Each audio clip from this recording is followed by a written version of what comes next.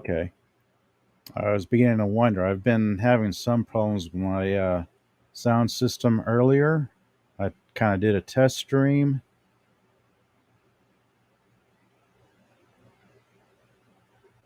You are getting sound then. You are hearing me. That is good because sometimes I will just ramble on and not knowing if I'm talking to myself or anybody out there. So that is good to know. That's good to know. My laptop isn't dying on me, or my mic isn't dying on me, or I'm not having any kind of technical problems.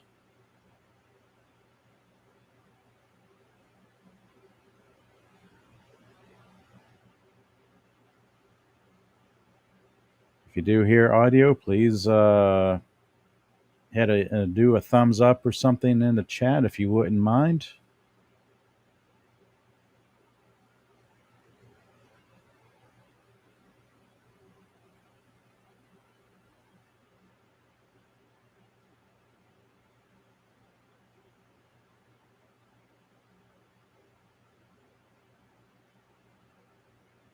Anyway, I will get back to this article.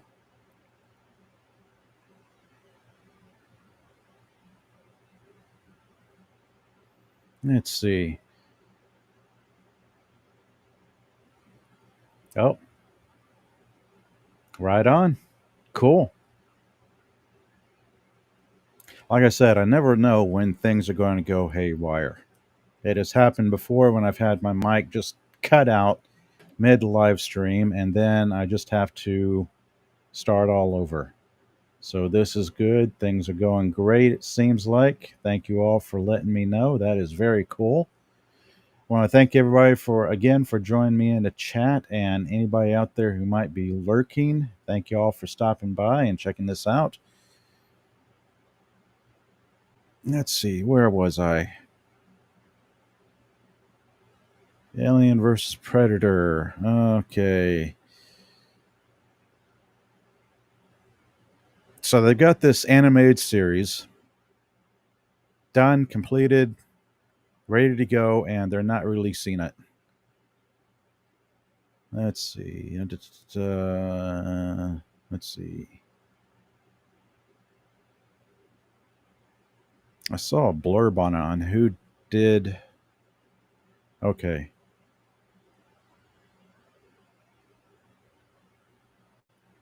Shinji Aramaki, Blade Runner, Black Lotus, Halo Legends, Starship Troopers is at the helm of this crossover series. Okay, now I've seen Blade Runner, Black Lotus. So if this anime is in that style, that wouldn't be bad. Have not seen Halo Legends or the Starship Troopers, so I don't know about that. But Blade Runner, Black Lotus, I have seen. I didn't mind that style of animation, that style of anime. Oh, Killer Rabbit from space. I think it's the first time I've caught your live. Well, that's cool. Thank you for joining me. Very cool to have you here. Thanks for stopping by and checking out my live streams. As you can tell, I don't have things very well organized here. Well, sometimes I do have things better organized, but I'm trying new stuff. I'm trying different browser based broadcasting software. I keep hearing people talk about StreamYards and all the problems they're having with StreamYards, so I'm going with something completely different, and it's been a learning curve to me. Used to use Streamlabs Streamlab OBS or OBS something or other, and it was kind of taxing my little 10-year-old laptop. So I'm having to deal with technical issues. Trying to soldier on here. Let's see. As for why Disney has decided against releasing this animated project, there are a number of possibilities. For starters, the studio may have decided it wasn't up to the quality they would like. Well, that's wasn't up to the quality they would like. That seems like a pretty broad brush there. There may also be rights issues at play, and we can't discount the possibility that the studio wants to hold off on any crossovers before pitting the two iconic aliens against each other in another project, animated or otherwise. Would you like to see this Aliens vs. Predator anime? Probably not at this point. Let's see. Oh, here we go. What it's all about. Plans calls for this series to be set after the events of Aliens vs. Predator and Alien 4. Right there, that doesn't really inspire much confidence in me. Let's see. It's likely that we've seen a mixture of 2D and CG animation. Yeah, it's not really piquing my interest in this little project. It might be good, but it might be bad. What I'm talking about, Alien versus Predator here, I wanted to mention that because if you talk about being disappointed with adaptations, I remember Alien versus Predator, the comic book, all the way back in 1990 when I picked it up at one of my favorite comic book stores at the time. And Dark Horse at one time was killing it with their Aliens and Predators comic books. So this is what I was familiar with back in 1990. I grabbed some of the first couple of issues, really dug the storyline, finished the mini comic book, and really enjoyed it. And then later on, let's see, Kill a Rabbit from Space. I only like the original Predator, so I have no interest in anything new. Yeah, that's understandable. Because if I talk about adaptations and anything going from, say, comic books or even novels or even anime to the big screen or even the small screen, there's always going to be something different from the source material to the live action adaptation.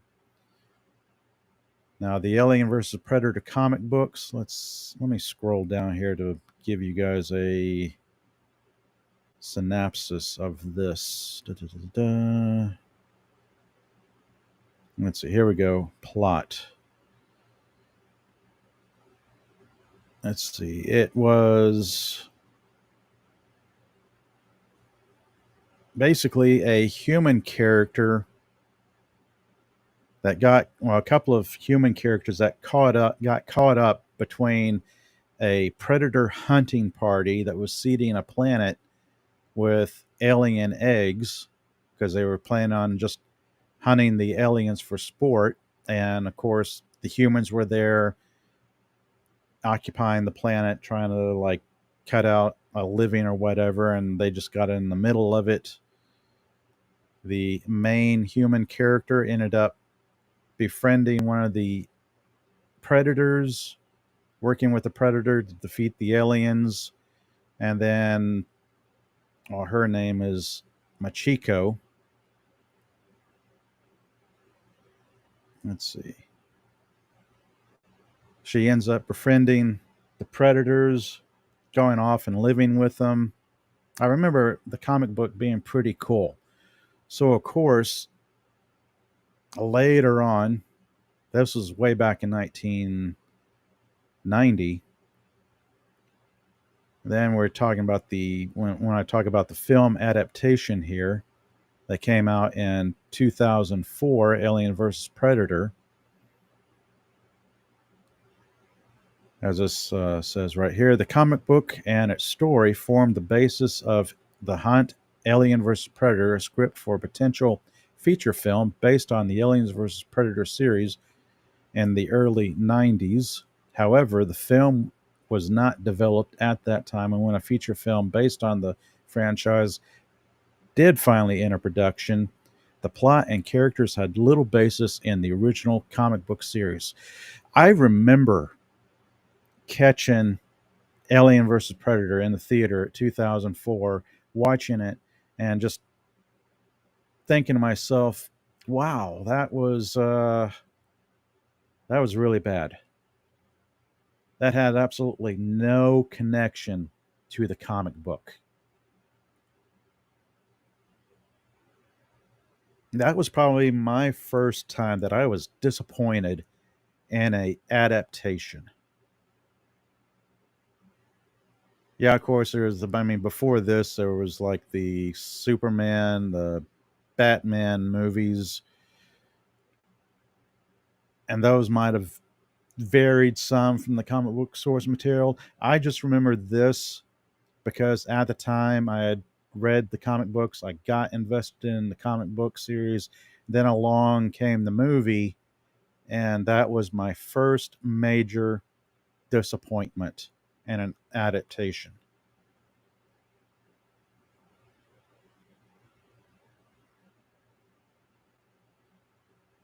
Let's see. So yeah, if they ever release this little animated series here, I don't believe I will catch it. I'll probably just let it pass and wait for anybody else to review it.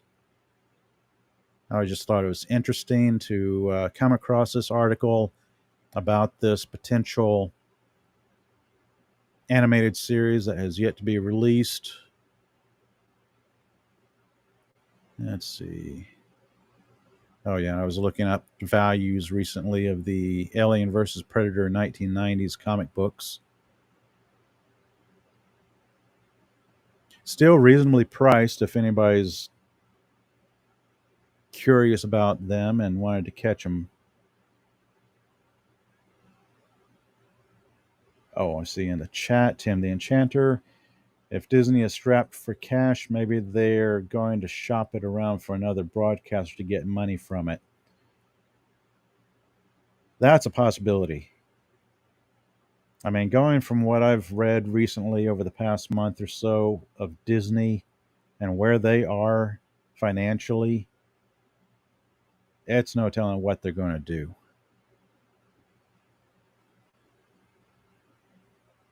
I'm just waiting around for the like the Newsweek article or whatever talking about Disney having a fireside sale to unload some of their properties and whatnot.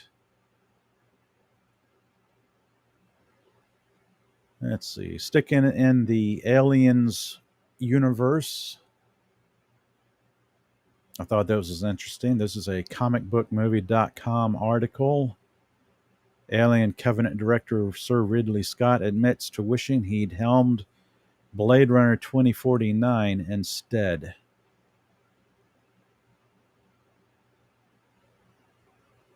Let's see. 2017, Blade Runner 2049 received a much warmer response than Alien Covenant, and filmmaker Sir Ridley Scott has now revealed why he wishes he had instead taken the helm of the Blade Runner follow-up. What is this? Filmmaker's remorse? Let's see. This is another recent article, August 9th of this year. Oh, source by Empire SFFgazette.com. Okay.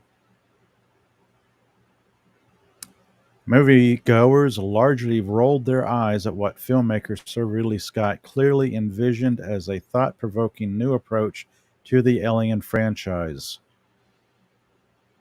Yeah, it didn't go over too well, did it?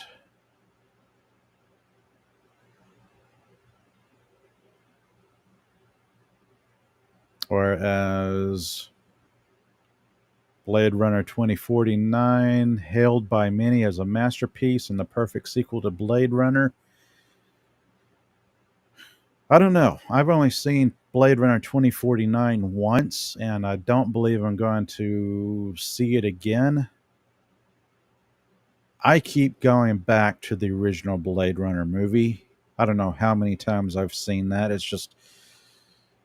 It's so perfect on so many levels, no matter which cut of the movie you watch, Blade Runner was one of the best sci-fi movies made. Let's see. It would have been special to see Scott reunite with Harrison Ford, but it's hard to picture him delivering a movie as incredible as what Villeneuve dreamed up.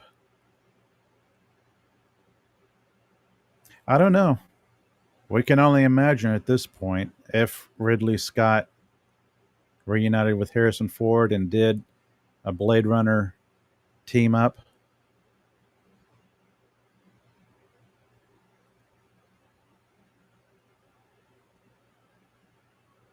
That's another short article. What else have I got going on here?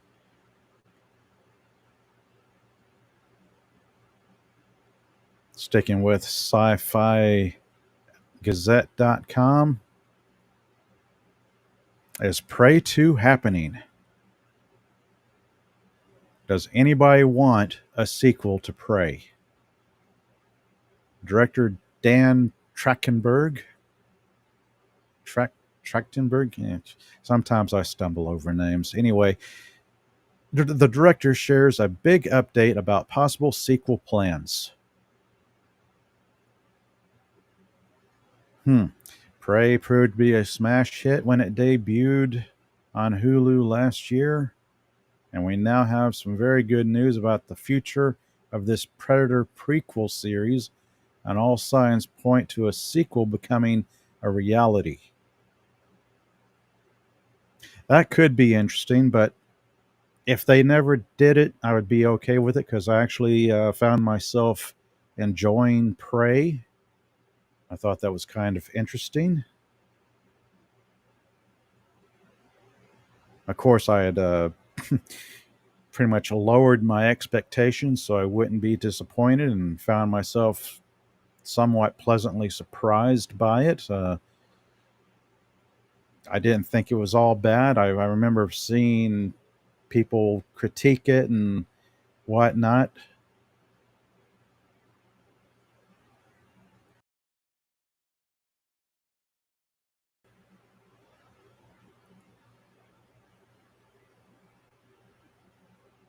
If they just had one movie, I'd be okay with it. But if they do a sequel to it, I don't know. Prey was met with widespread acclaim when it launched on Hulu, and star Amber Midthunder has since confirmed that sequel talks are underway.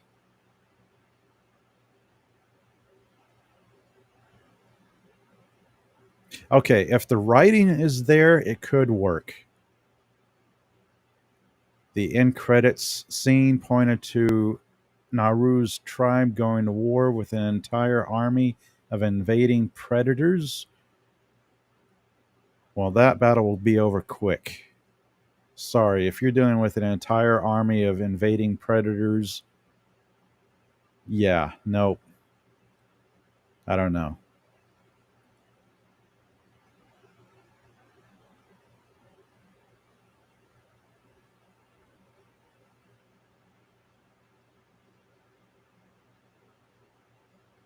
Let's see. Asked if there's a chance of Prey 2 would be a theatrical release. He said no comment. I answered the question somewhat, answered part of the question, got to allow me that. So, yeah, there's nothing there. But then, as the article says, it would be somewhat baffling to relegate it to streaming.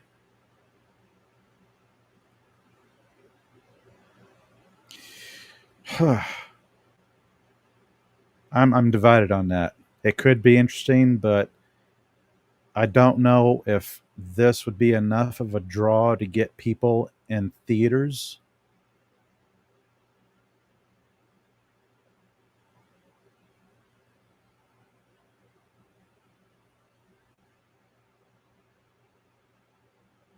I don't know. I'm Very good point. Tim the Enchanter. Not every movie needs a sequel. Yes, there are plenty of movies out there that are just fine as standalones as they are. We don't need a sequel for this or a sequel for that or a sequel series on and on and on.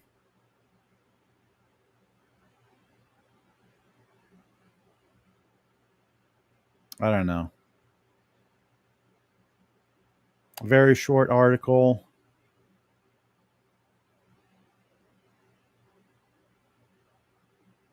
I'm possibly going to put that in the category of things that should not be. Much like the last article I'm going to cover tonight, because I wasn't really planning on doing much tonight. Let's see, I've already gone past 30-minute mark, and I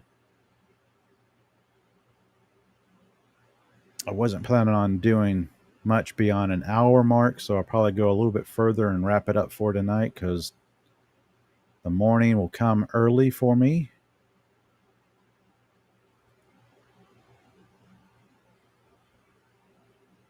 Last article in the category of things that should not be. Star Trek 4 gets a disappointing update. This is Den of Geek. This is from August 9th of this year.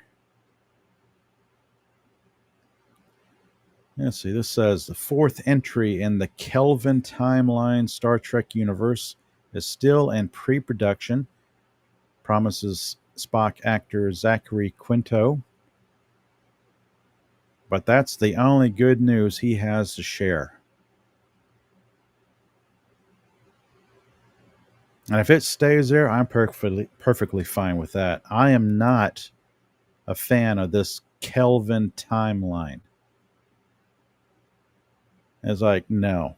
It was the first one was kind of interesting, but when you stray so far from the spirit of what Star Trek was, it's like, no.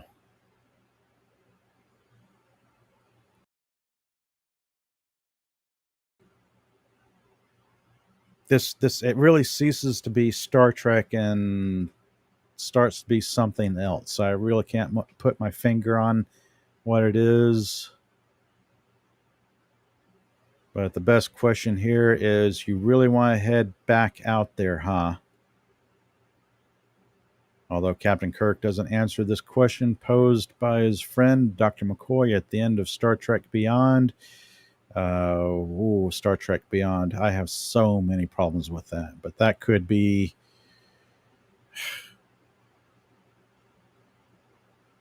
I could go on about that, but so many other people have discussed the problems with that particular movie.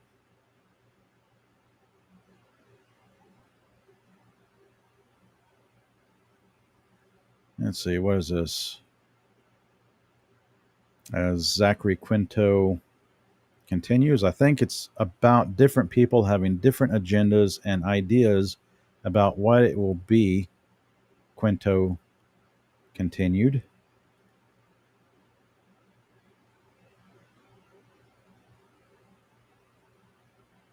Yeah, they could just leave it there. I enjoyed the casting of it, but the story was so lacking. Oh, and Killer Rabbit says, sorry, but the Orville is more Star Trek than New Trek. Yes. Yes, the Orville is so much better on every level. Even some of the more controversial episodes of Orville, I found myself enjoying than anything in the New Trek arena.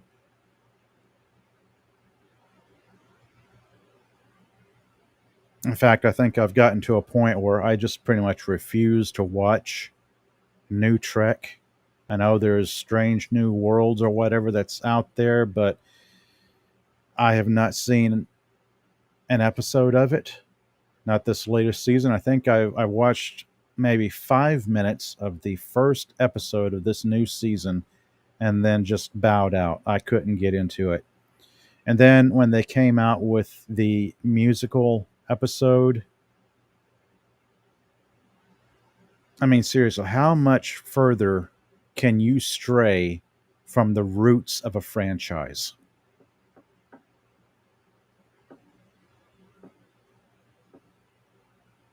When you get to something that is Star Trek in name only, it's just mind-boggling.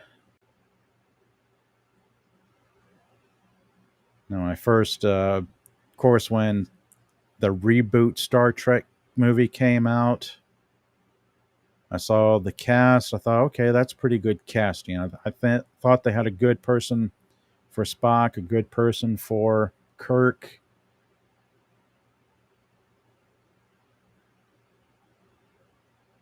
Pretty much near perfect casting for the Doctor. What's his name? Carl Urban is really a versatile actor.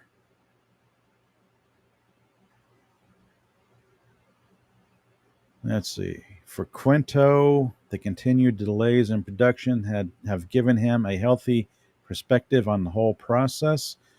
As he says, I don't know if and when it will happen. And if coalesces again and we come back and we're able to do it, wonderful. If not, we had a great run. Yeah, yeah, I think at some point they should just let it go because you start off okay with your reimagined reboot, but then you ran into this law of diminishing returns with a second and third movie. There's really no point to it because you've created this entirely new Kelvin timeline that kind of takes a dump on TOS. Oh, I see in the chat, Tim the Enchanter. I'm happy with Star Trek TOS in the original animated series. Yes, I agree. I've yet to make my way through the animated series, but that's something I'm planning on doing pretty soon.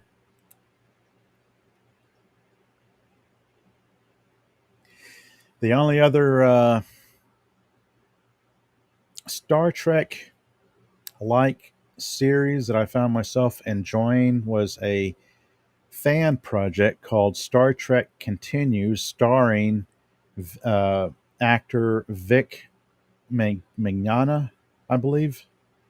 I always stumble over his name. Anyway, Vic Mignogna is a anime voice actor, but he's recently, let's see, well, at the time he did this Star Trek Continues fan series, 10 episodes, and I just can't describe how great Star Trek Continues is. You want to talk something that captures the look and feel of TOS?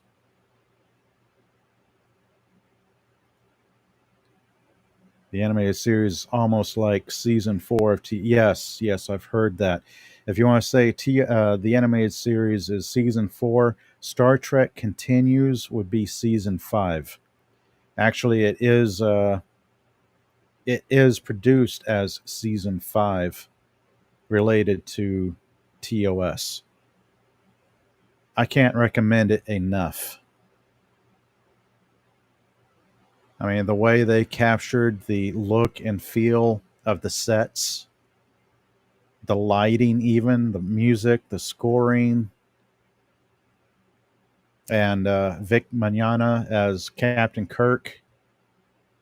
I really got into his acting. It was like he was channeling Shatner in the role. I mean, that's just how great that particular series was. So yeah, for me, I would say Star Trek TOS, the original animated series. Once I finish watching that all the way through, and then Star Trek continues. Those are probably the only ones. Oh, and the chat. Hello, Dead Man Walking. Thank you for joining me. Very cool of you stopping by. I don't know if how long you've been catching my live stream. I've just been rambling on about stuff. This is more of a impromptu, spur of the moment live stream. As I was looking at the streaming software, trying to remember what did what, I was starting to feel like, well, I haven't streamed in so long, I've forgotten how to here.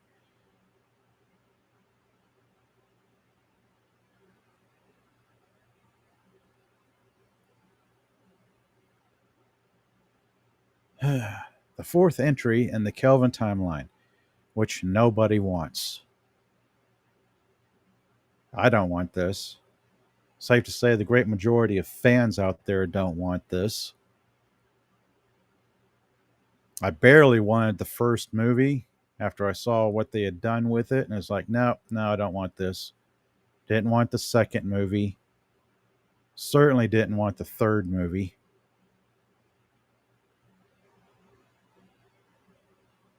And it's a shame because all the money, you think about all the money, time, and energy poured in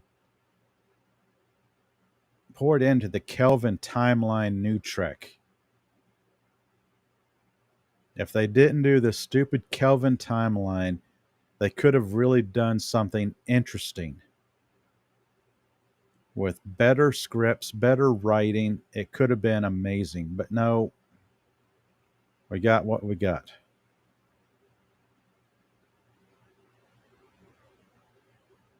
Let's see.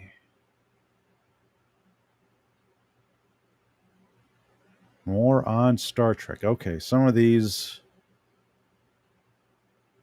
Strange New World season 2 just pulled off a secret cameo.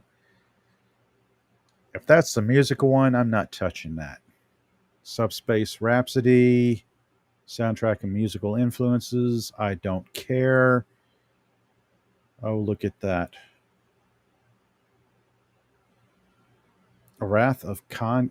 No, no. You got singing and dancing on us. The Enterprise. No, I'm not going to touch that article. Uh, yeah. It is fast becoming a dead, dead franchise. Oh, and the chat joining me, the Pat of Wannabe. Thank you for joining me. So he says, I don't hate these movies. I don't try to put them down with the other. They're just their own thing. Yeah.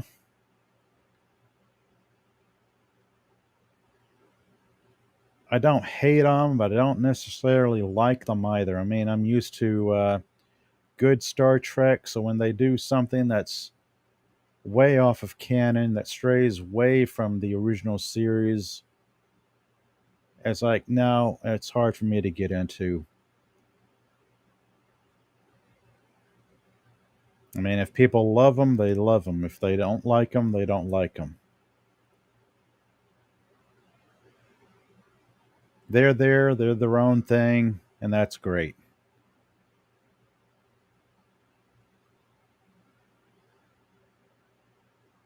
What is this? Around 2017, Quentin Tarantino pitched an idea to J.J. Abrams, floating the idea of directing his own Star Trek movie. I'll talk about mind boggling. Quentin Tarantino.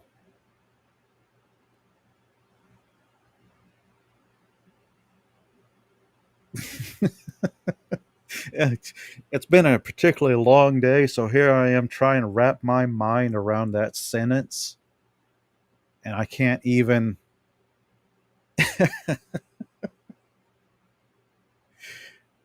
I cannot even imagine a Quentin Tarantino Star Trek.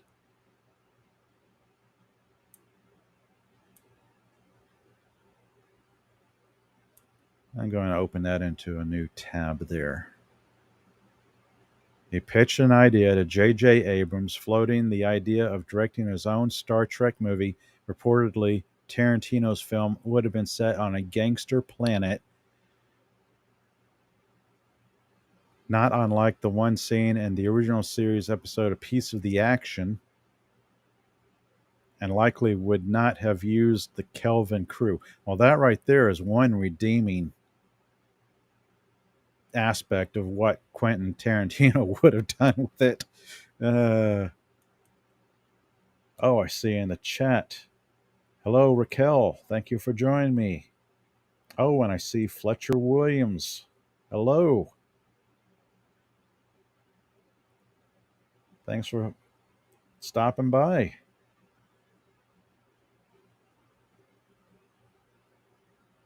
Goodness, a lot of traffic tonight for a spur of the moment sort of live stream. I didn't really have anything planned aside from chatting a little bit about Alien versus Predator and it being the first disappointment. Now I've gone off into the realm of Star Trek and New Trek.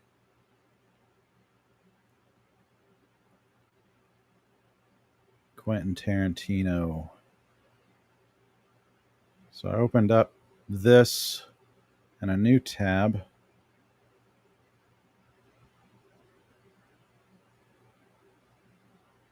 There's nothing directly.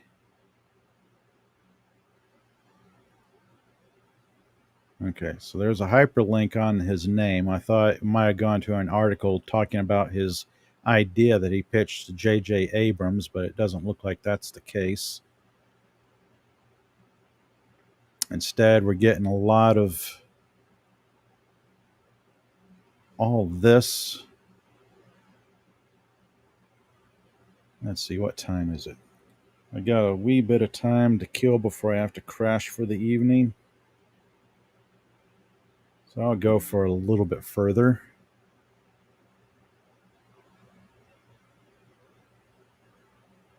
Let's see.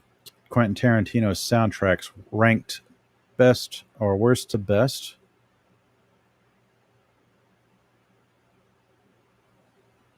Oh, Tarantino reveals his big problem with Marvel. Oh, that should be a good read. Oh, and he reveals the only Marvel movie he would make. Today's filmmakers can't wait for superhero movies to fail.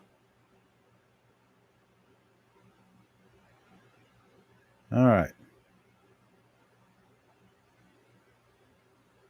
So let's click on this one to see the only Marvel movie Quentin Tarantino would make. Let's see what happens with this.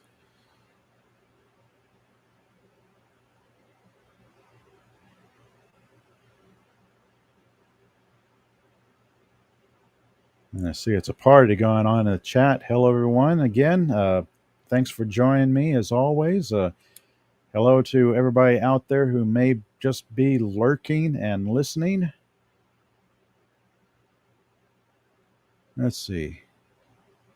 Tarantino may be ready for the superhero movie boom to end, but he'd consider making an exception for Nick Fury, but not as an agent of S.H.I.E.L.D.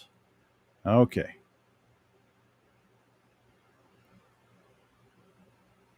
Quentin Tarantino isn't known for his highbrow tastes. The director made his name by bringing back grindhouse genres. Movies such as Pulp Fiction, Django Unchained, and Kill Bill highlighted the power and beauty of crime, exploitation, and revenge stories without ever diminishing the nastier elements. Oh, that's certainly true. And certainly with Kill Bill, there was certainly copious amounts of blood all over the place as well. I mean, that was reminiscent of some anime I've seen over the years. So one would think that if anyone would have the desire and skill to make an effective superhero movie, it would be Tarantino. All right.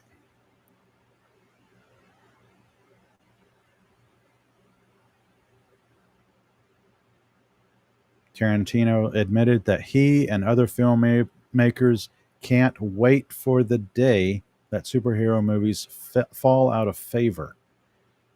Yeah, I can see that.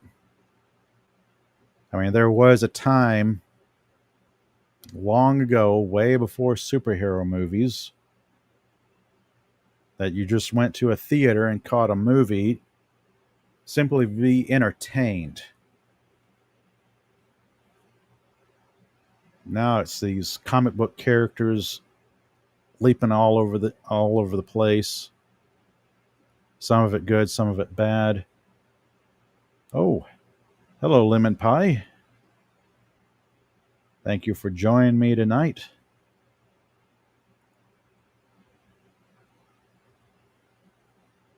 Let's see. I'm cold reading this article simply because I am curious as to what Tarantino would do with a Marvel movie. However, Tarantino did backtrack on his position at least a little. Variety reports that during a promotional Q&A, the director admitted the one Marvel property he would consider taking on Sergeant Fury and the Howling Commandos.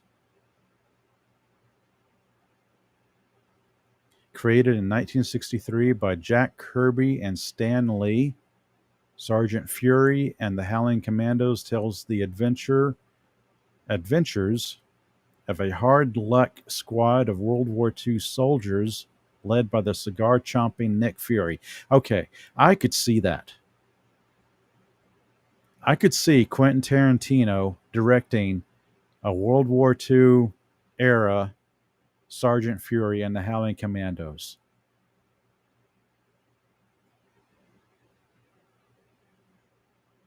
That would probably go over quite well.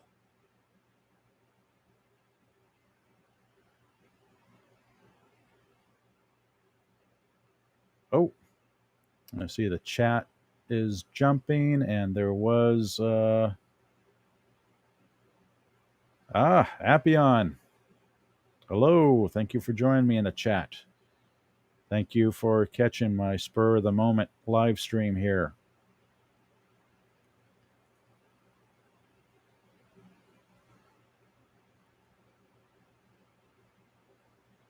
A Howling Commandos movie, and I can't make out what that little emoji is. Yeah. This is an article on Den of Geek. Quentin Tarantino reveals the only Marvel movie he would make.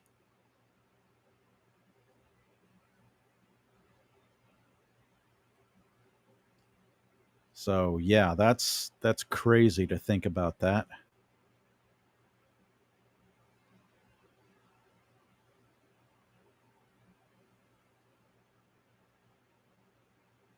Instead, we're going to get Creature Commandos by James Gunn. Yeah, I haven't dug too deeply in James Gunn's plans for what is it, the new DC cinematic universe. I just recently saw that article about Gal Gadot or Gadot not coming back as Wonder Woman.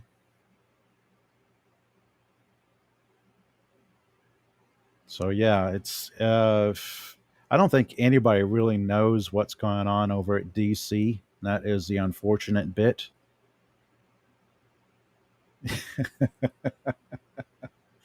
Uh, we have enough people in the chat now to have a party. Yes. Thank you all for joining me. This is perhaps the most liveliest chat I've had in some time. Well, actually, ever. That sounds pretty tasty. So we got potato chips, empanadas. We just need somebody bringing soda.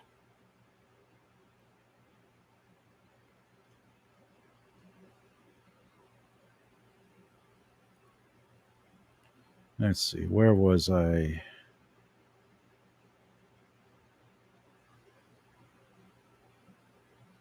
This is actually kind of an interesting article. I really wasn't expecting much from this.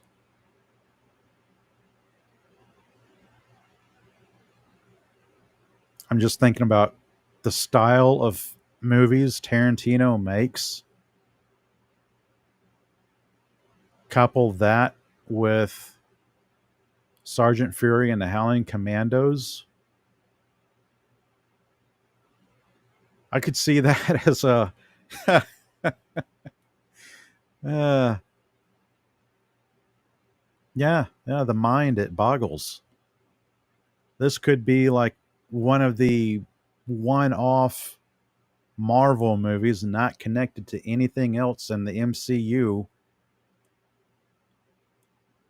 that would make you wish it was connected to better movies and the MCU.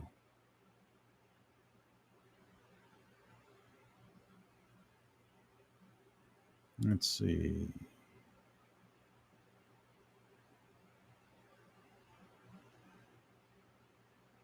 It's reasonable to assume that if Tarantino did get a shot at the team, he'd make it a strong break from the rest of the MCU canon.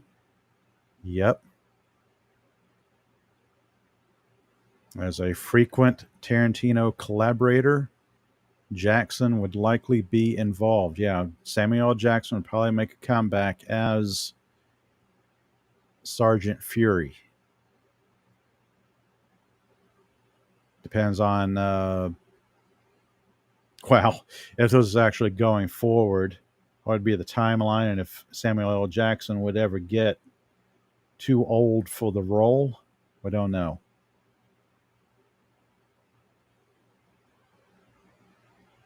What's this? Marvel has so many gems, they really missed the boat. Yeah.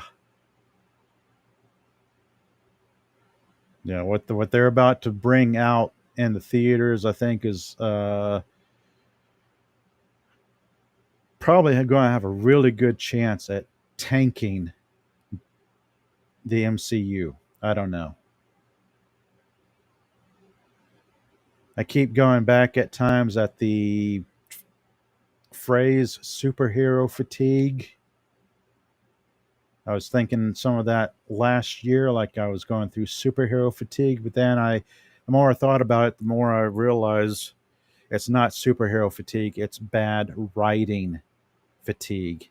It's bad decision fatigue. That's where everybody's taking it. This bad writing, these bad decisions are tanking so many franchises.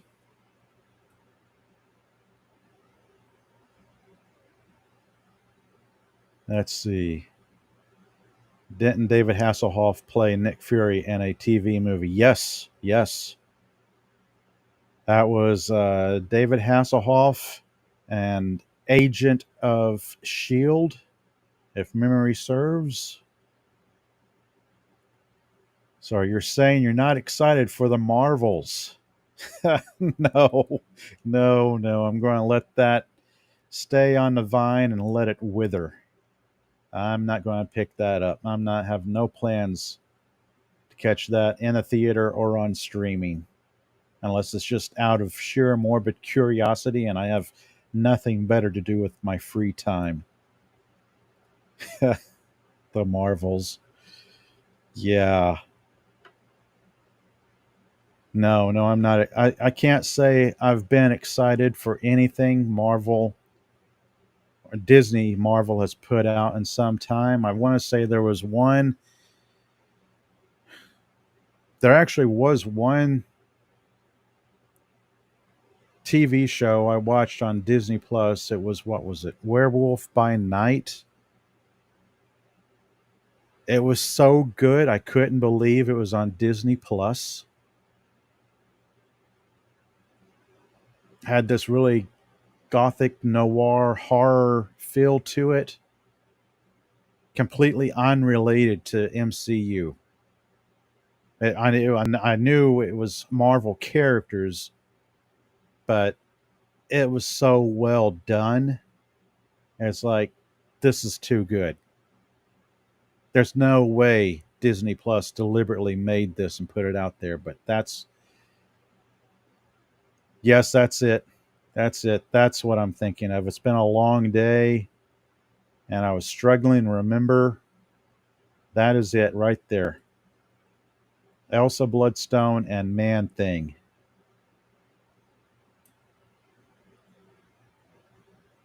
That show, it was like, I don't know how long it was, 50, 60 minutes of sheer goodness on Disney Plus. It had no business being on the same platform as everything else. Oh, what's this? I have to leave from my sleep chamber. Good night, all. Well, thanks for stopping by, Killer Rabbit. Thank you for joining me on my live stream. Very cool to see you hang out for a bit.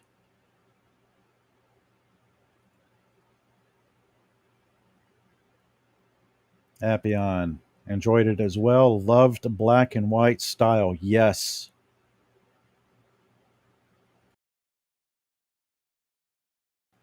Yes, yes. It was. I seem to remember black and white and some hints of color here and there, unless I'm remembering it wrong.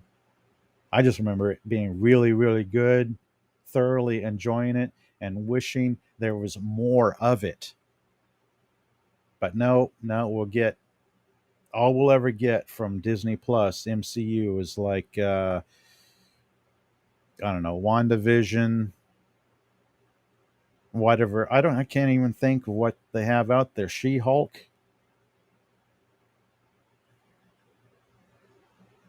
Yeah, bits of color like Sin City. Yep, yep. That's what I remember. But aside from that, I have not watched anything else on Disney Plus. I can't even tell you. Oh, Loki. I was about to say I can't even tell you what's coming out, and then I remembered Loki season 2, which I'm sure will be riveting. I'm sure it will actually help my insomnia. I just remember getting somewhat excited for WandaVision, catching maybe the first 2 or 3 episodes of it. Secret Invasion was so good, though. Oh, okay. I don't know if I'll buy that. Next, you'll be telling me about oceanfront property someplace or a bridge you have to sell me. Let's see. We have a character that's stronger than everyone else combined now. Yes, yes. Oh, yes. I have seen those clips.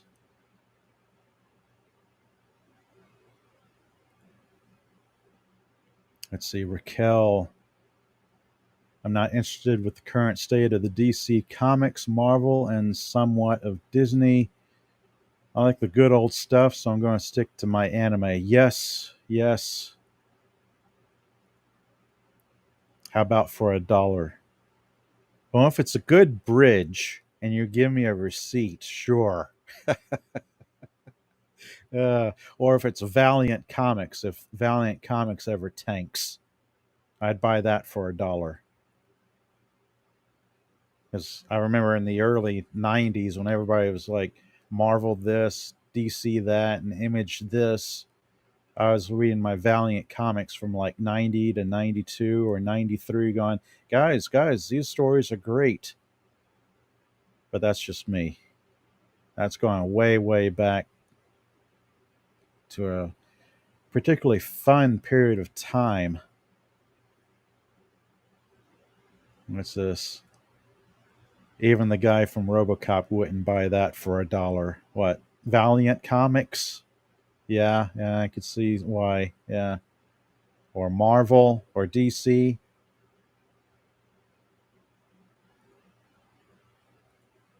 Man of War was a jam. Yep, yep. He was.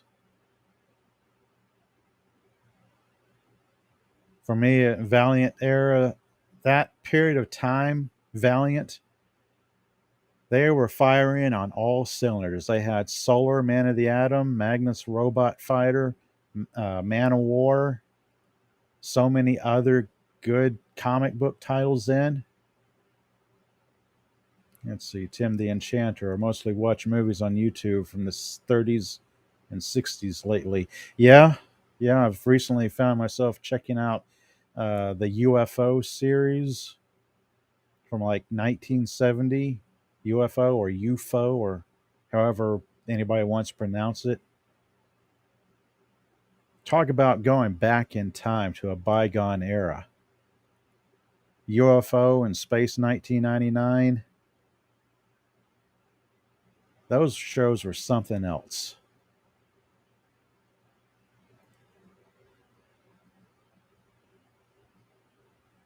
Let's see. Ninjak, Bloodshot. Yeah, yeah, I remember Ninjak, or I was never sure on how it was pronounced. Ninja K. I've heard people say it was Ninja K, and I've heard other people say it was Ninjak. I don't know. I just remember Valiant at the time. They were going crazy with their chromium covers. It was like that was just downright silly. All the stuff. Oh, that was what everybody was doing. Everybody was doing their gimmick covers of the early 90s. It was just getting downright silly. Everybody was putting out laser cut, die cut, foil hologram embossed, chromium this, 3D hologram that.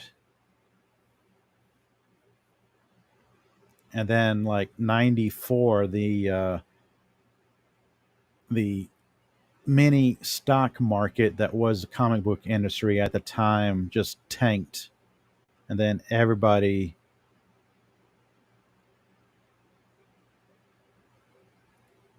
yep, and Image Comics, yep.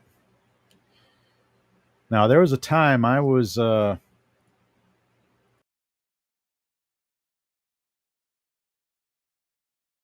I'm back. Had to hit the little cough button there.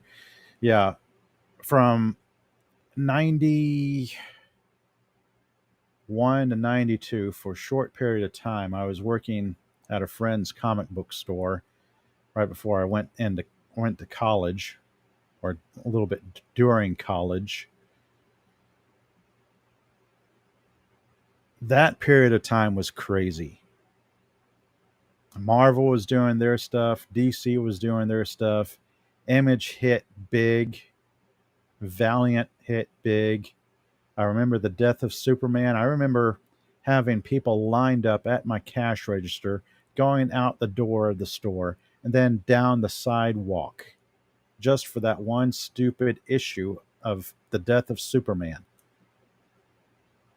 People buying two, three, four copies of that same issue, getting excited. Like I remember some people buying up like multiple copies of that, or multiple copies of the X-Men #1, the relaunch of that with their, oh, I forget, 5 or 6 issue #1 that you put them all together. And you have that little panoramic little display. Is like, yeah, people are getting crazy over that, buying up multiple issues of that, thinking, yeah, this will be worth something in the future. Yeah, and now you can find them in somebody's dollar box. Yep, it came in that black bag. Yeah, the death of Superman. I remember it even made like the evening news.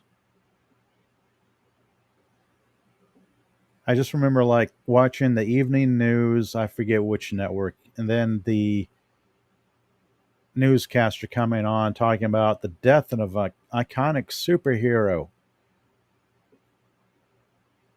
It's just silly. It's actually not the first time Superman, the character, died. I mean, he died, oh, I want to say twice before in the comic books. Once, maybe two times, maybe three times before that. But of course, comic books being comic books, no character stays dead, and it didn't stick for Superman, and it didn't stick during that media event of death of Superman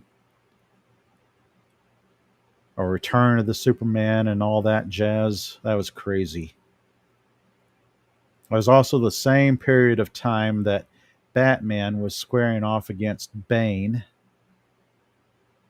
So you had the whole storyline with Nightfall, if I recall right.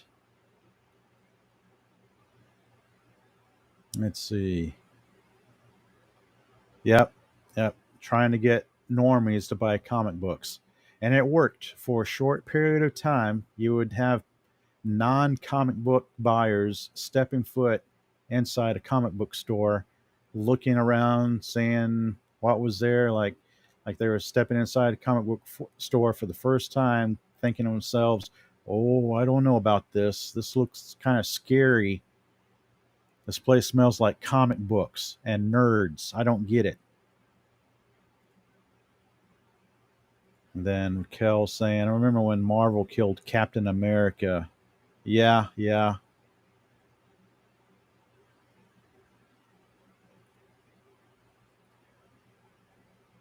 Superman, the Quest for Peace killed Superman for a while. Yeah,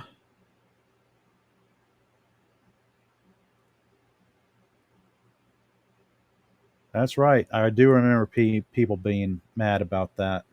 It was something else.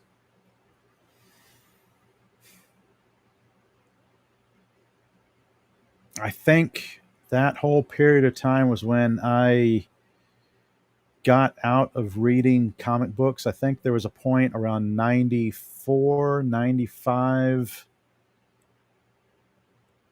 I was in college. Then I had to start working regular jobs and left the comic book store, going on to a quote unquote normal life. Highly overrated. But yeah, there's a point around 94, 95 that I stopped collecting comic books. So there are a lot of storylines out there that I kind of missed. I heard about them, heard people talk about Captain America being killed off and whatnot, and it's like, okay, well, that was kind of interesting.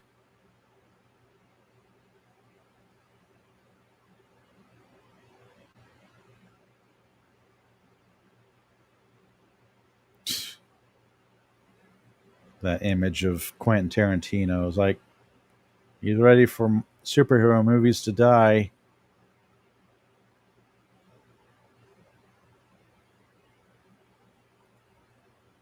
Yeah, they brought him back after that. Yeah, I can believe so.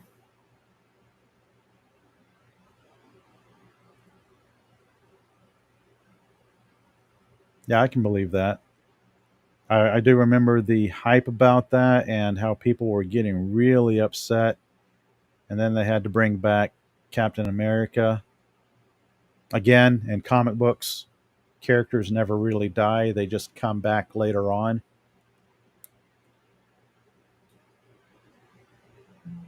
Although, I will say this, of the storylines from the past 10, 15, 20 years that I'm slowly trying to read up on, there is one thing I've noticed about superhero comic books over the past 20 years that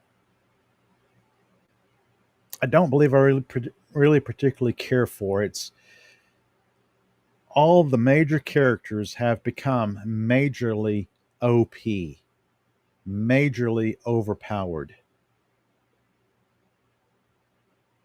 I was checking this out some, reading up on Superman a little bit, checking out these death battle videos on YouTube.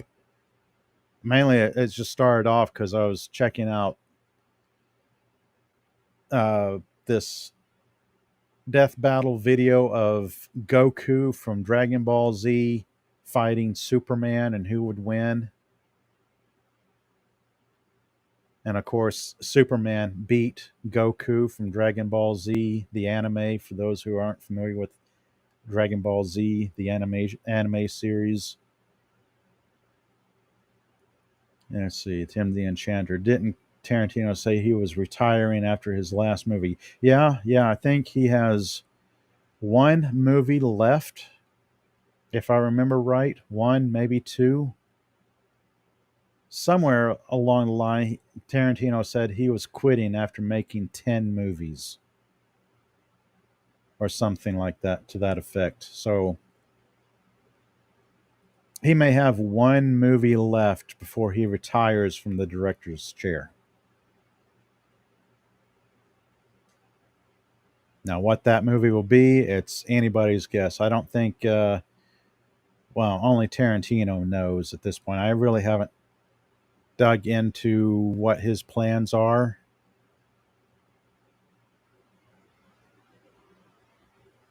Let's see. Quantity, not quality. Yeah, for comic books and comic book movies, that's definitely true. They're trying to churn out as many movies as they can to milk it for all it's worth, or beat a dead horse, or whatever analogy you want to come up with and use.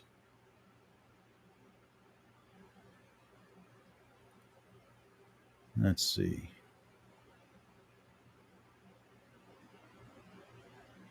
I was cold reading this article here. I think I've pretty much covered this article. I mean, all there is to it is like Quentin Tarantino reveals the only Marvel movie he would make: Fury and the Howling Commandos, which I would say that would be a really good pick for him early on in his career. But of course, right now, if he really does retire after his next movie, I don't know if he'd want to retire on a comic book movie or comic book related movie. Even though if he took what he did with Inglorious Bastards and mixed it with the look of the first Avenger, if he could strike a balance between those two, that could be a pretty enjoyable romp.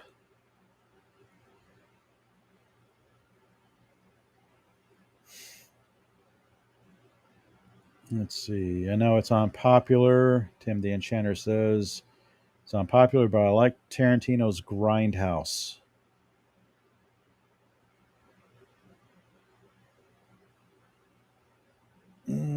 I know I've seen that. I'm trying to remember what it was.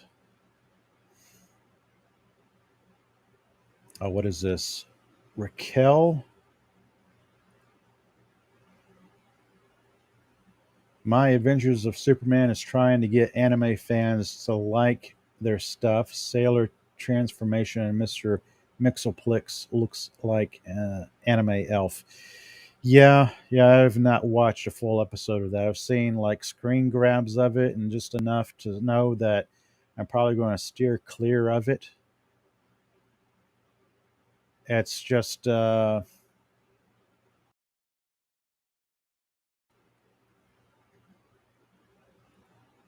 from what little I've seen of it, I've it's just the sort of thing that does not get my interest at all.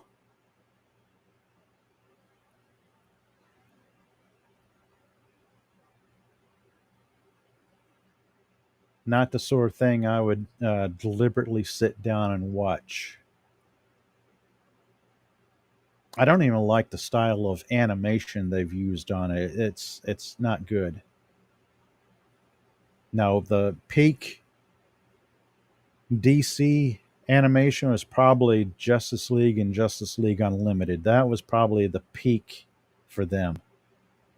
And of course, before that, with Batman and Superman, the animated series, I remember enjoying Batman Beyond. That was also a particularly well done animated series.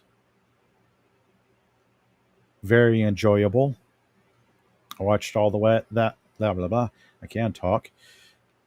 I watched all of Batman Beyond all the way through and found myself wanting more of that.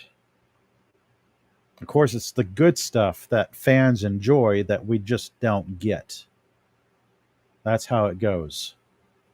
Crazy how that works.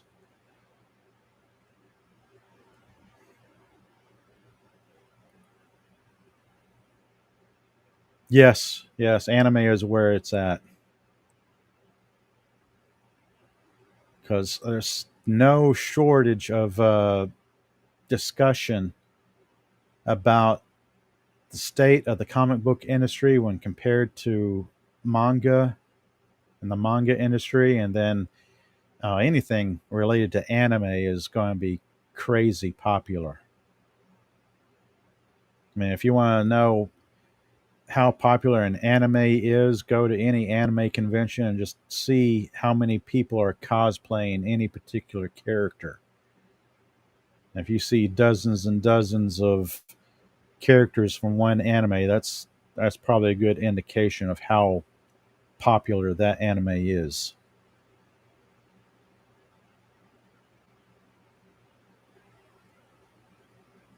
Oh goodness. Welcome back, Killer Rabbit. You couldn't sleep, so you came back. Well, goodness. Very cool. Thanks for stopping by again.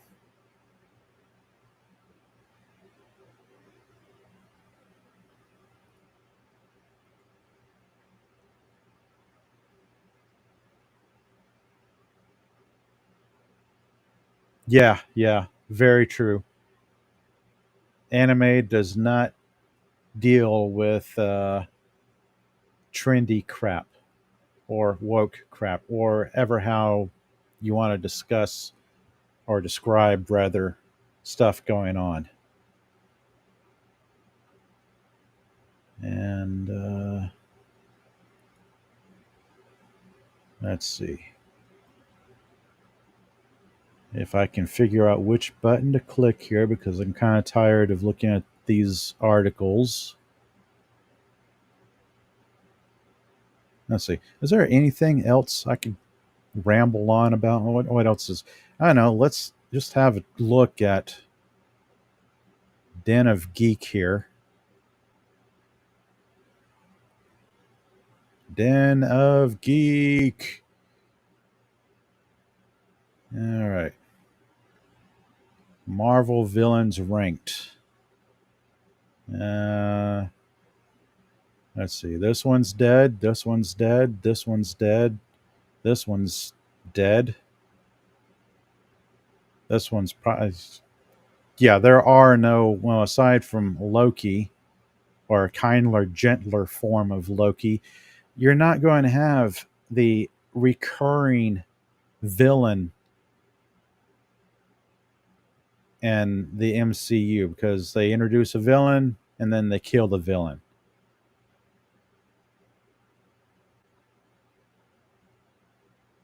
Let's see.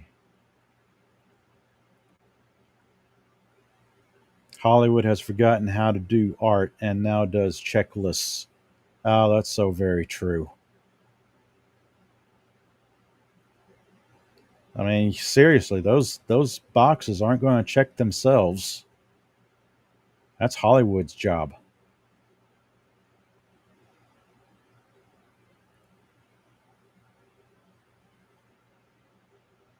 Let's see. Raquel saying it's sad, really. I hope comics can pull out of this and get back, focus on the good stuff. Yeah, I mean, at one point, the entertainment industry, as we know it, is going to hit rock bottom. I don't know when that's going to be or what that's going to look like. I mean, for them to hit rock bottom, the MCU, DC, Marvel, everybody is going to be where Doctor Who is right now. If you want to talk about a franchise that's completely dead or dead to most fans, it would be Doctor Who.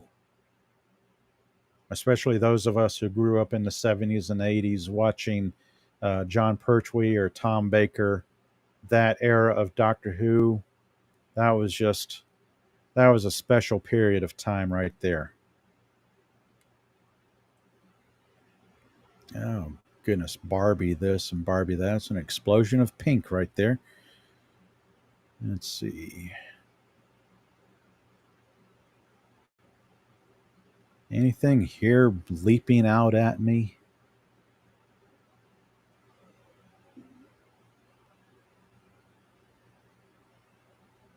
Oh, what is this? The best TV shows of 2023 so far. I'm going to open that into another tab.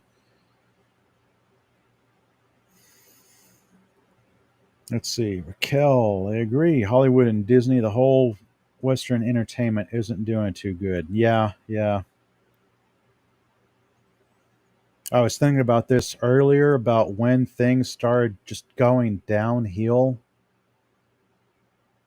And it certainly seems like maybe 10 years ago, things just started having running into that law of diminishing returns. Let's see. Killer Rabbit from Space. The Oscars made the box checking worse with the rule changes for Best Picture. Yeah.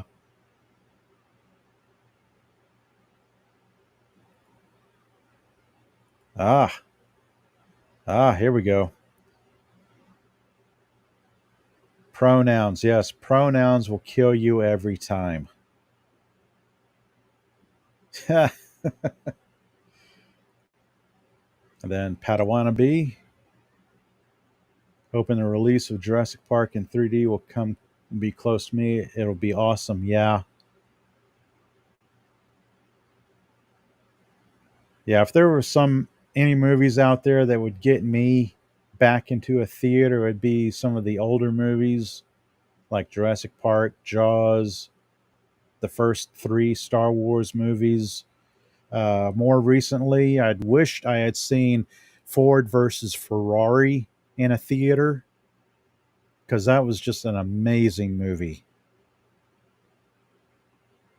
I almost went to see it in a theater, but then I wasn't able to.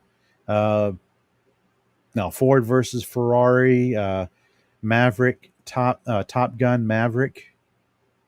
I would have loved to have seen that in a theater. Or just looking at movies that are coming out so far, there's not much out there that would pique my interest enough to shell out, I don't know, 20, $30 for a movie ticket and then $10 for some popcorn, $15 for a hot dog, or $10 for a soda.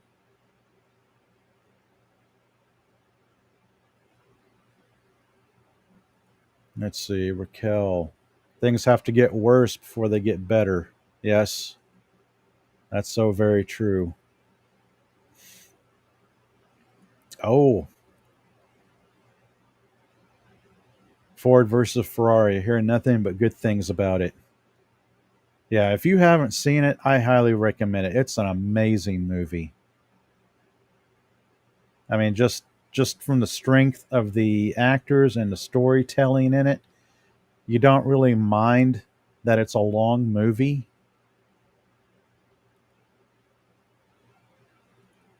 Let's see. Most movies made lately have been shot in.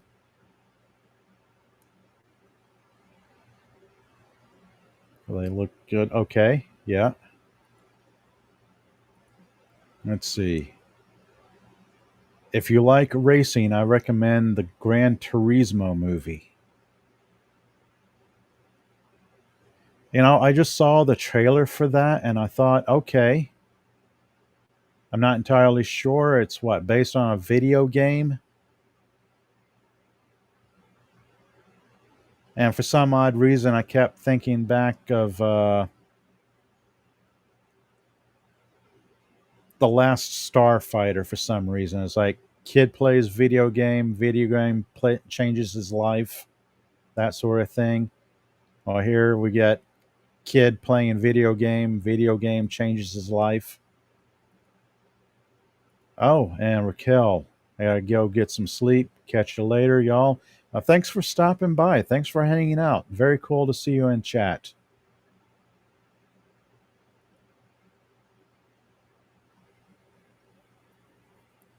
Actually, let's see. What time is it? Okay, it's getting close to 1 a.m. my time. So I'm going to ramble on a little bit more here. And let's see. One last article. What's a good article to look at?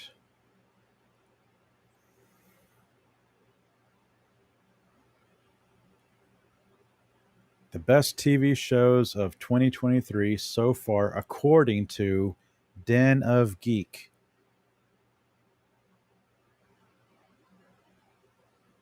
Oh, what's this?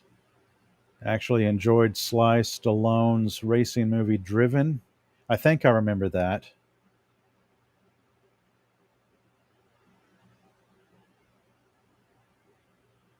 I don't know if I've actually seen that all the way through or not.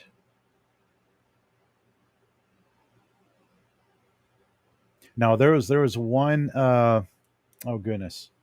As far as racing movies go, there is one Steve McQueen movie, Le Mans, that was quite excellent. That would be a recommendation from me. Le Mans, starring Steve McQueen, and then of course Ford versus Ferrari. Those are probably my top two race car type movies. Oh yes, Driven was Formula One cars. I think I remember that now. I don't believe I've actually sat down and watched it. I know I've seen the trailer to it. Let's see, what's this? Based on a true story about a kid who played the game and won going to a race school. Well, that's cool. The actual stunt driver in the film is the real guy. Oh, okay.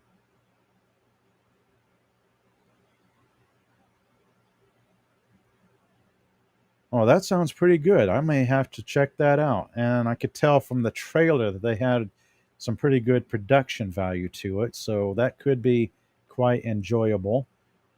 Driven was good. Okay. I'm going to jot those down. Driven and then Gran Turismo. Okay, I made notes of that. Ones I will watch for. Cool. All right. Let's see. How long have I'm well past the hour and a half mark here, which is a little bit further than what I normally do, and it's pushing 1 a.m. my time. So I'm going to wrap the show up on this last article here. Let's see. The best TV shows of 2023 so far, according to Den of Geek. So if this list sucks, it's their fault. No, I don't know.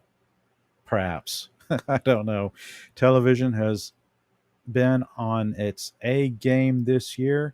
Here are the best TV shows we've enjoyed in 2023 thus far.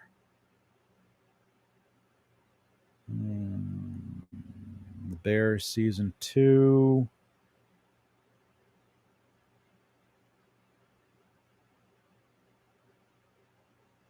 Don't know. I've not seen season 1. I don't know anything about it. Beef.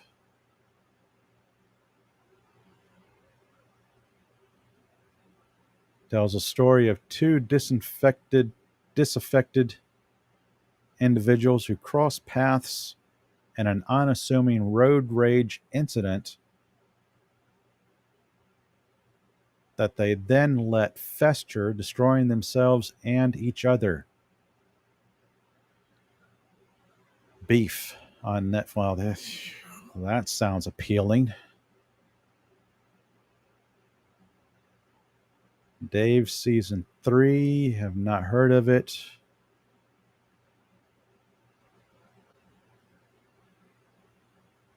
Oh, Foundation season 2 on Apple TV Plus.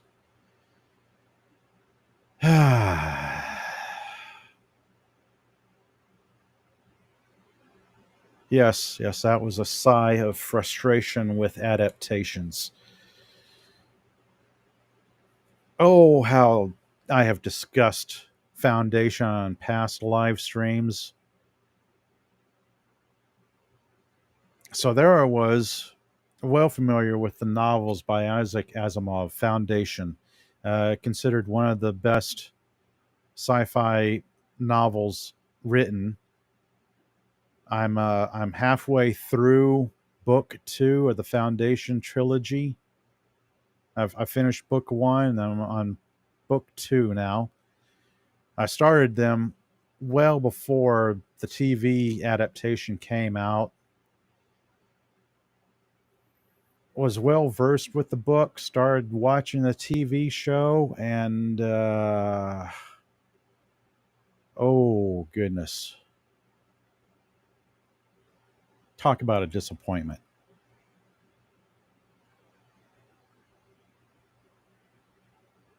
If there was one adaptation that I would say strayed the most and the farthest from its source material, it would be Apple TV's Foundation TV show. I mean, we've got everything in this mashing up of themes from one book to the other or one book series to the other, both race and gender swapping. Oh, creative liberties with the source material. It is crazy what they did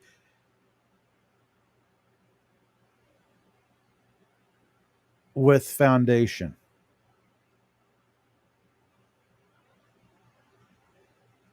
I mean, it's excellent production value, great acting. I mean, they did spend a lot of money on it.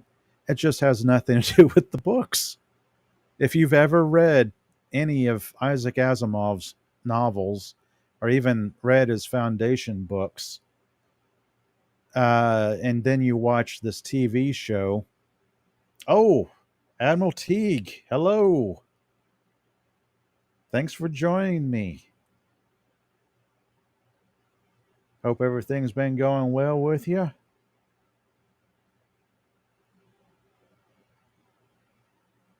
Yeah, I'm actually on my last article of the live stream.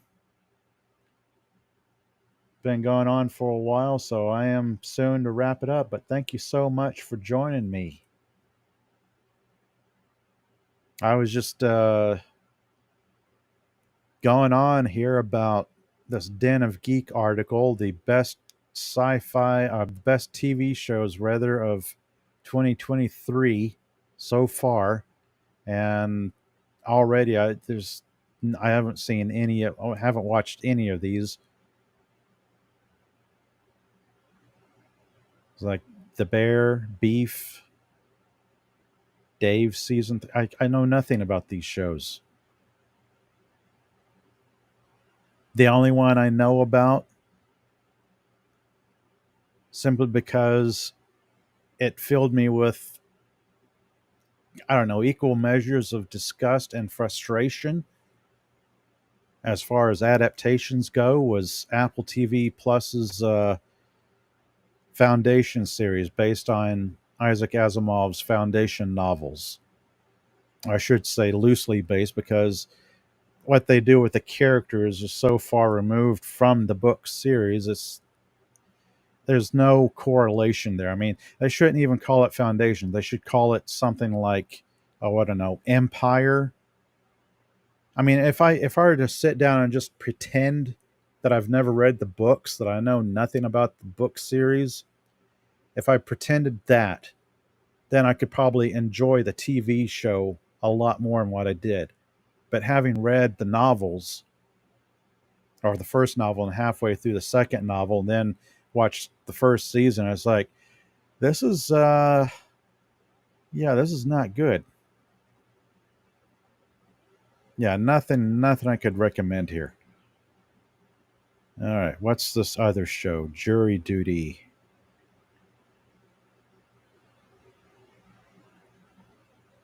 Prank shows usually aren't my thing due to the overwhelming secondhand embarrassment.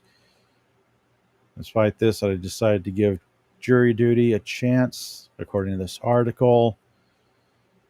Never heard of it and have no no interest in it. The Last of Us. Okay, I got maybe 2 episodes into The Last of Us and gave up on it.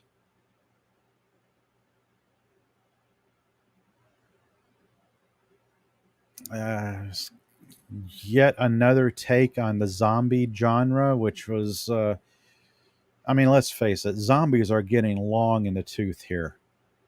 After what, 10 years of The Walking Dead? What feels like 30 years of The Walking Dead? I just wasn't into another zombie esque TV show. Good production value there, good acting. If people enjoy it, more power to them. Let's see, Mrs. Davis. I think I've seen a few trailers for that. Didn't really pique my interest. The other two, season 3, Party Down season 3. I have not heard any of these shows. Poker Face. Okay, now Poker Face, I actually tried sitting through the first episode. Uh,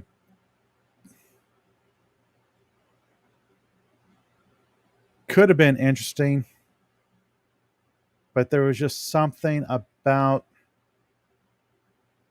how it came across, the production or delivery of it, that just kind of rubbed me the wrong way. So I couldn't get past the first episode of Poker Face. What's this? Reservation Dogs season 3, Silo. Okay, Silo. I saw the trailer for that, and that seems like it could be interesting. I may give Silo a chance.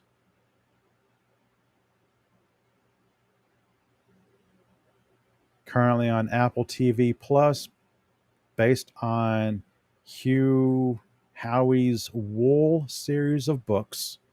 Oh boy, more book adaptations. Silo is set in a world where all of humanity lives in an underground silo to protect them from the toxic wasteland the Earth has become. Okay, it's another post apocalyptic story. Gotta love those. But it's not just the dangers of the outside world that the silo inhabitants have to worry about. After silo mechanic Juliet becomes sheriff under mysterious circumstances, she starts to uncover a conspiracy that puts her and everyone she loves in danger. Ooh.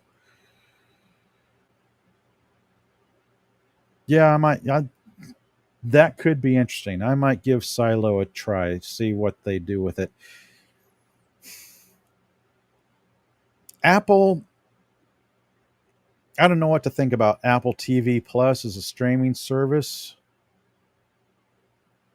Actually, before Foundation, I had no idea Apple TV Plus existed. Let's see. Tim the Enchanter. I dropped out of Walking Dead after season 4. Yeah, I can understand that. I remember the first and maybe the second season of Walking Dead being pretty enjoyable. And then there was some scuttlebutt I remember at the time about the showrunner having creative differences or something and leaving the show, and then things kind of changed from season 2 or season 3 on. Season 4 was what? That was the governor, right? There was a farm and then the governor and then all that jazz.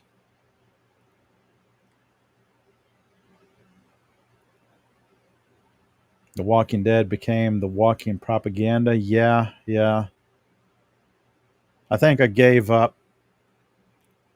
I tried to stick with it because I kept waiting for it to get good or get better, and then it never did because I was poking logical holes through the plot line of Walking Dead, thinking, well, at some point the dead will actually die and stay dead because a virus will wear itself out. You're not going to have this immortal virus that just keeps the dead going like that. That's just silly. And realistically, you're going to have some governmental organization or private scientific think tank sequestered someplace coming up with some kind of cure for the virus. So if they had gone along that route, it would have been better, I think. But they never did. And then I came back for the last episode of The Walking Dead, or what they said was the last episode. The last episode that wasn't the last episode because, hey guys, we've got 3 or 4 more Splinter shows in the Walking Dead universe coming out. Won't that be great? Yes, yeah, no. Let's see. Whatever happened to the future is going to be great shows. Yes, yes. Star Trek did this. Star Trek TOS did this. We had a bright, shining future filled with hope and optimism. It's like, yeah, we screwed up in the 21st and 22nd centuries, but yeah, we got over that. We learned from our mistakes. Humanity moved forward. Things were going great. We're not going to get that. Everything is dystopian now. Like everything sucks. Let's see, what else is there? Oh, you recently started rewatching Burn Notice. Yes, Burn Notice. Excellent series. Great cast all the way around. Good production value. Uh, Plus, any show that has Bruce Campbell in it is automatically going to be excellent. Burn Notice is GOAT.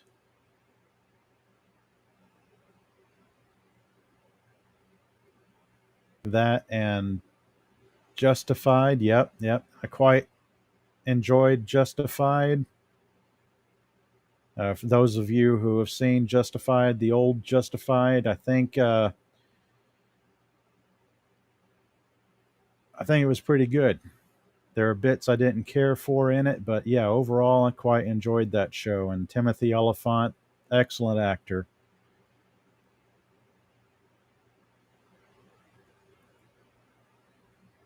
Every so often, I will come across something about uh, re- a sequel series of Burn Notice or a continuation of Burn Notice.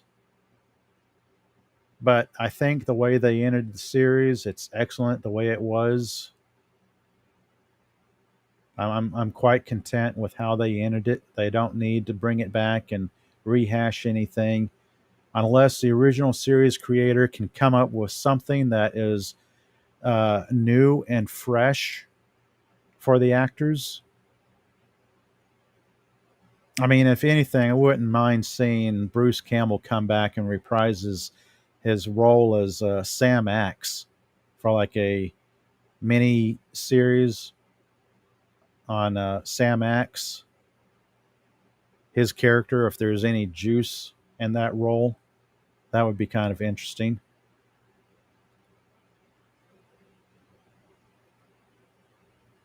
Oh, thank y'all so much. Very cool. Much appreciated.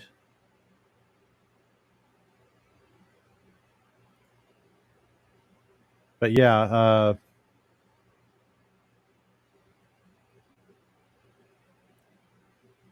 yeah, yeah. One of the few shows that I enjoyed that I liked the ending. It ended well. You could tell everyone involved with that series both cared for the story and really enjoyed what they were doing. That was an excellent series.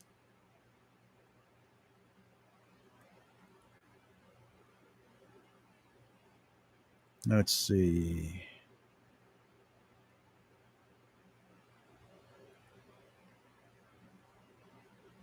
Didn't she, though? Went out like a boss. And if you haven't seen it, oops, spoiler, but that's okay. I mean, if you've never watched it, you'll have some ways to go to get to that point. But still, wow, excellent. Excellent series all the way around.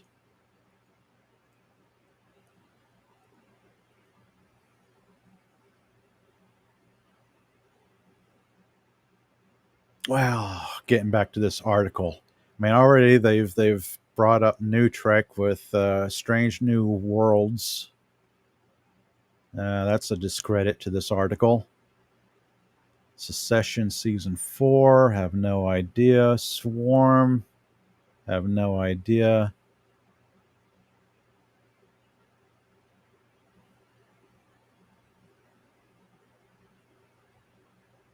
I don't know. Disappointing article here.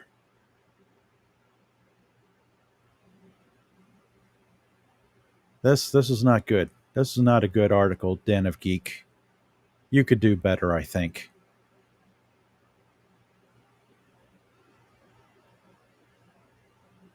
Let's see.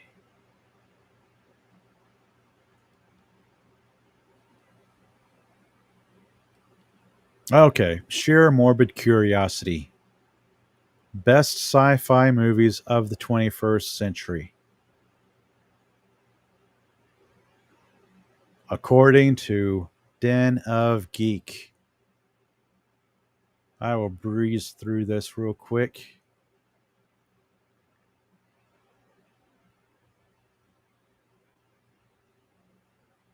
Den of Geek says these are the best sci-fi movies of the 21st century. Starting off with Minority Report.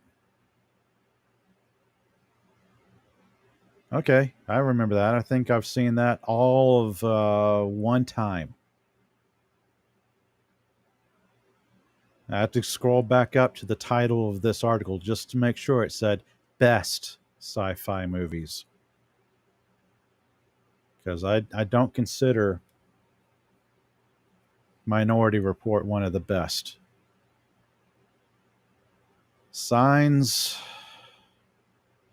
Okay, seriously, is this some new definition of the word best that I'm not familiar with?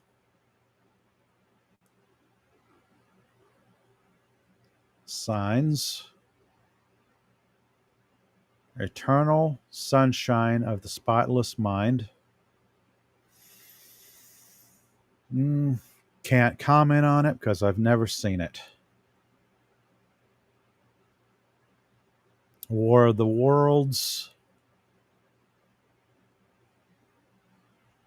Okay, again, going back up to the title of this article, uh, the best the best sci-fi movies of the 21st century. When was this? June 24th of this year. Okay, Den of Geek. I don't know what you're doing here. War of the Worlds. Okay, V for Vendetta. That one was okay. Children of Men. I actually haven't seen that one.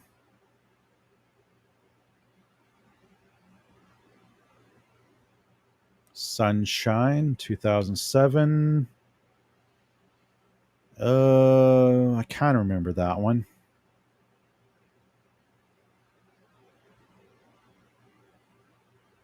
I wouldn't say it was one of the best movies, though.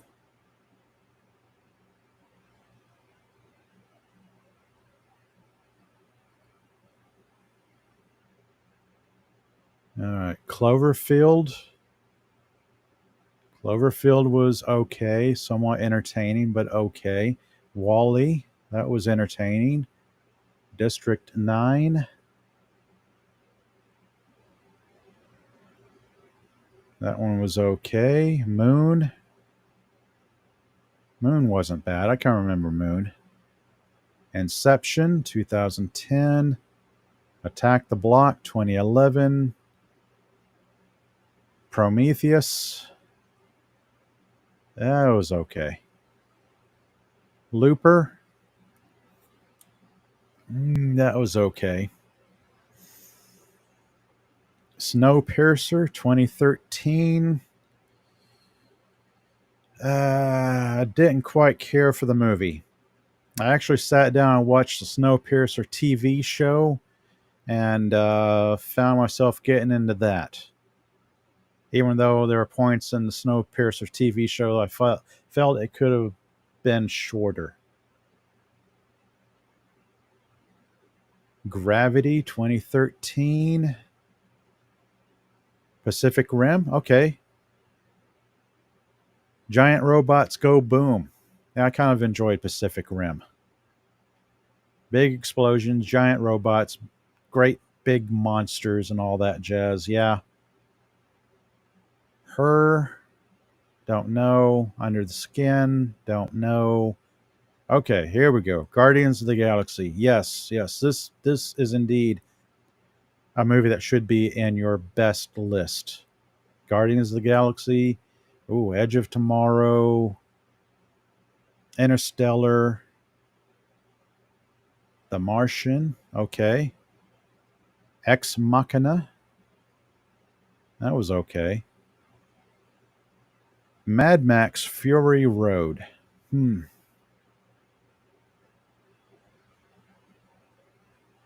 don't know what. I never knew what to think about that one because I've got some different points of view. I might talk about that in a future live stream. The Mad Max franchise. Colossal, haven't seen it. Arrival was pretty good. Rogue One, a Star Wars story. They put this in their best list. Okay. Rogue One was okay. Blade Runner 2049. The Endless. Haven't seen it. Quiet Place. Annihilation. The Platform. Dune, yes, excellent. Excellent. Ah, they ended their article on Dune. Okay, so that's something redeeming about this particular article. Dune 2 would be the other movie that would get me in a theater to watch.